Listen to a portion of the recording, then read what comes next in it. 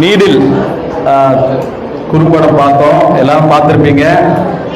தம்பி ரொம்ப நாளா வந்து என்னுடைய மச்சான் ராம்ராஜோடைய ரிலேட்டட் தான், பாலமுருகன். ஸோ ராம்ராஜ் வந்திருக்கியா? சந்தோஷம். இந்த குறும்படத்துடைய ஒரு சின்ன ஒன்லைன் என்னன்னா, ரஜினி கூட நிறைய ஒரு கதையில சொல்லியிருப்பாரு. ஒரு கடவுள் வருவாரு, கடவுள் வந்து ஒரு ஒரு ஒரு இளைஞன் கிட்ட வந்து ஒரு 3 விஷயத்த கொடுப்பாரு. 3 விஷயத்துல நீ ஏதாவது ஒன்று எடுத்தாகணும் அப்படின்ற மாதிரி சொல்லியிருப்பாரு. அப்போ ஒரு சின்ன குழந்தைய வந்து கொன்னுடணும், இல்லைன்னா ஒரு பெண்ணை வந்து பாலியல் பலாத்காரம் பண்ணிடணும், இல்லைன்னா ஒரு போதை பொருளை வந்து ட்ரிங்க்ஸ் குடிக்கணும் அப்படின்ற மாதிரி சொல்லியிருப்பாரு. அப்ப அந்த இளைஞன் வந்து சொல்லுவாரு, ஒரு பொண்ணை சின்ன குழந்தைய கொள்றது தப்பு, ஒரு பாலியல் பலாத்காரம், ஒரு பெண்ணை பாலியல் பலாத்காரம் பண்றது தப்பு, சரி நம்ம அந்த ட்ரிங்க்ஸ் மட்டும் குடிச்சிட்டு போயிடலாமே அப்படின்னு சொல்லிட்டு 3 ஆப்ஷன்ல ட்ரிங்க்ஸ் எடுத்துருவாரு. ட்ரிங்க்ஸ் எடுத்தோடனே என்ன ஆயிடும்? போதை தலைக்கேறினோடனே மனிதம், நமக்குள்ள இருக்கிற ஒரு மிகப்பெரிய ஒரு விஷயம் என்னன்னா மனிதம்.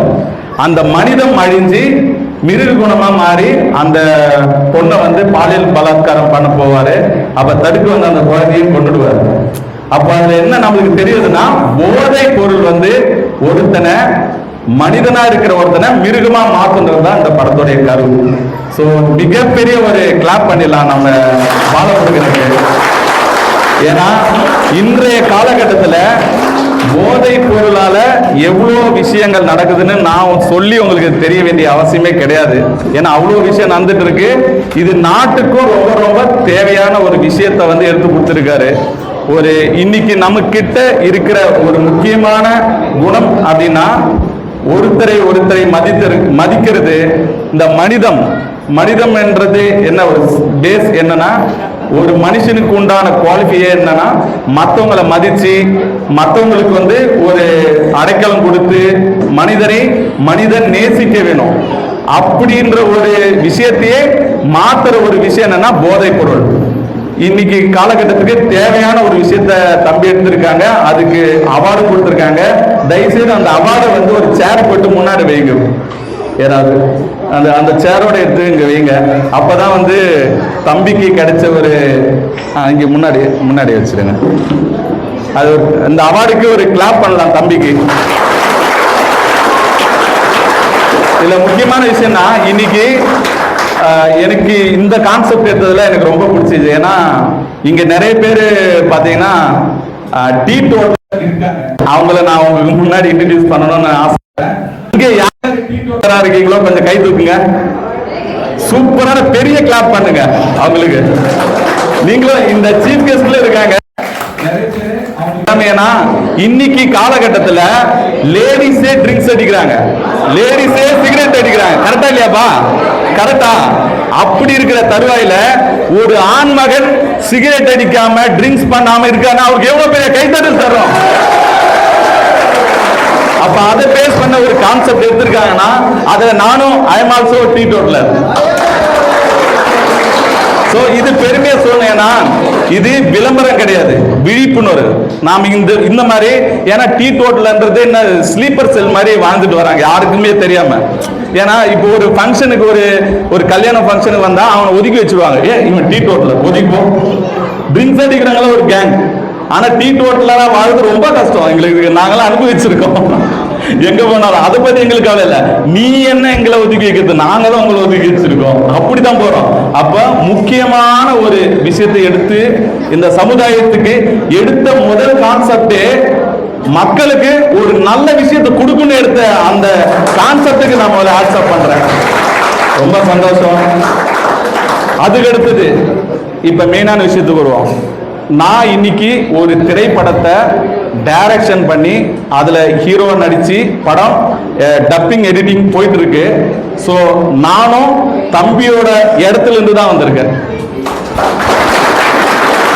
ஷார்ட் பிலிம் பண்ணோம் இதே மாதிரி தான். அவர் வேற இல்லை, நம்ம சார் வந்து கொஞ்சம் நான் மையப்படுத்தணும். மேலே ஏறிவாங்க சார். ஆக்சுவலாக நான் ஒரு ஷார்ட் பிலிம் பண்ணேன் இதே மாதிரி தான்.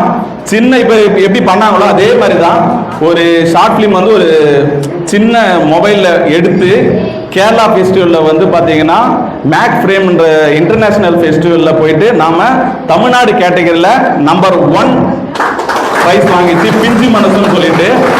2வது பிரைஸ் பார்த்தீங்கன்னா மலேசியாவிலிருந்து திராட்சை அப்படின்ற ஒரு லேடி இயக்குனர் வந்து திராட்சை அவங்க ஒரு 5 லட்சம் ரூபாய் செலவு பண்ணியிருப்பாங்க.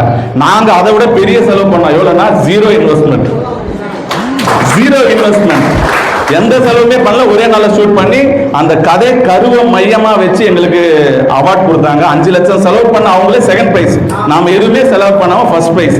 இங்க குவாலிட்டி தரலாம் கிடையாது. நம்ம சொல்ல வேண்டிய விஷயத்தை எப்படி சொல்ல போறோம் அப்படின்ற விஷயத்தை தெரிஞ்சு அந்த அவார்டு கிடைச்சதால சார் தான் வந்து எங்களுக்கு வந்து இப்படி ஒரு மிகப்பெரிய ஒரு ஃபங்க்ஷன் இப்படி பண்ணார். எங்களுக்கு வாழ்த்து நம்ம மண்ணில இருந்து ஒருத்தர் போயிருக்காரு. ஏன்னா இவரால் நிறைய பேர் இங்க வாழ்த்து.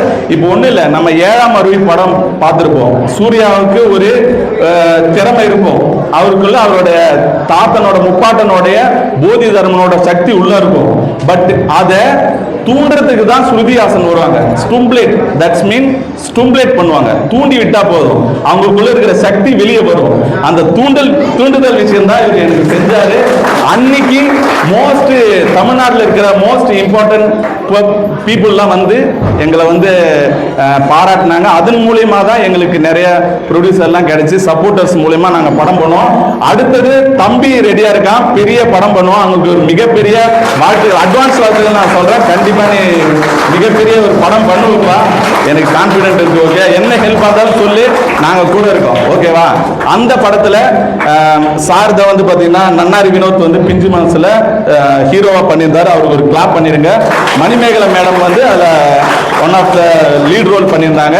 ஸோ இது போல சின்ன, இந்த உலகத்தில் சின்ன விஷயம் எதுவுமே கிடையாது. இப்போ நம்ம பார்த்தோம், சின்ன திரையில பார்த்தோம். இது இவர் தம்பியோட அடுத்த கட்டத்துக்கு கொண்டு போறதுக்கான ஒரு முயற்சியை தான். இன்னைக்கு சண்டே, அமாவாசை, எவ்வளவு வேலை இருக்கும், அதெல்லாம் விட்டுட்டு நீங்க எல்லாம் வந்துருக்கீங்க. உங்களுக்கு ஒரு மிகப்பெரிய ஒரு கைத்தட்டு. எல்லாரும் விட்டுட்டு இன்னைக்கு தம்பியை ஒரு என்கரேஜ் பண்ணணும், தூண்டுதல் பண்ணணும். அவனுக்குள்ள ஒரு சக்தி இருக்கு, அதை வெளி கொண்டு வரணும்னு சொல்லிட்டு நீங்க எல்லாரும் வந்திருக்கீங்க. நாங்களும் அதே போலதான் சார்பும் எல்லாருக்கும் சீஃப் கெஸ்ட். இன்னைக்கு பாத்தீங்கன்னா இங்க நடக்கிற இடம் வந்து சாதாரண இடம் கிடையாது.